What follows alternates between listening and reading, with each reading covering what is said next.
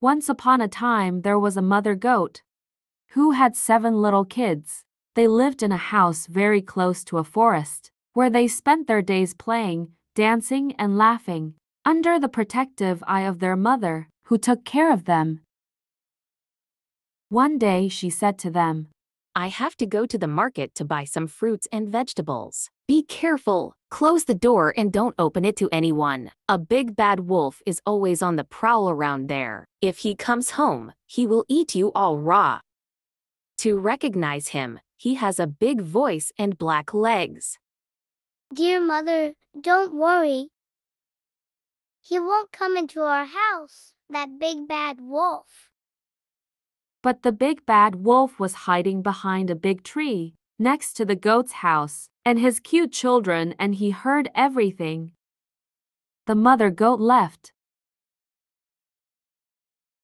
Ah, what good news! It's been 3 days now since I've eaten anything, and I'm really hungry. The little kids are alone in the house. I'm going to make a really good lunch out of it. A few minutes later, there was a knock on the door. Open it, my dear children. It's me, your mother. I'm bringing you some candy. A kid went to the door to open it.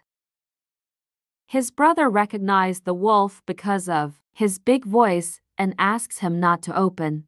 We won't open you. You're not our mom. Our mom has a voice as sweet as honey. Go away, big bad wolf. The wolf immediately left to look for honey. He arrived very close to a beehive where he gently stole a little honey before being chased away by the bees.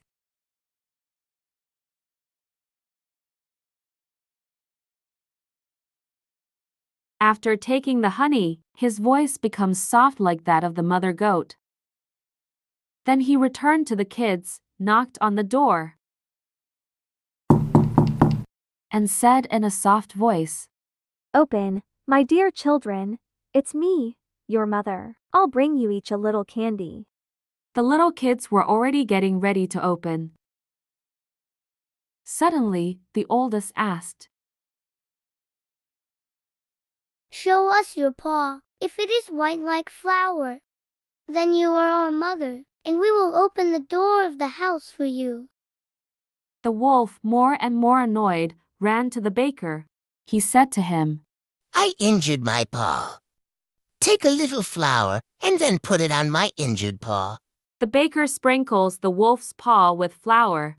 Immediately, the wolf went towards the kid's house, knocked on the door for the 3rd time, and said in a gentle voice, Open, my dear children. It's me, your mother. I'm bringing each of you a little candy. You have a soft voice, but show us your paws. The wolf placed his white paw against the window. Then, without further suspicion, the little kids opened the door of the house, and the wolf entered. It's the big bad wolf. The terrified little kids tried to hide. The first hid under the table, the second under the bed, the third behind a flower pot, the fourth in the kitchen, the fifth in the cupboard, the sixth under the sink, seventh behind the clock. But the wolf caught them all and put them in his mouth, all except the smallest hidden in the clock. The wolf went to lie down under a tree where he fell asleep, his belly very full.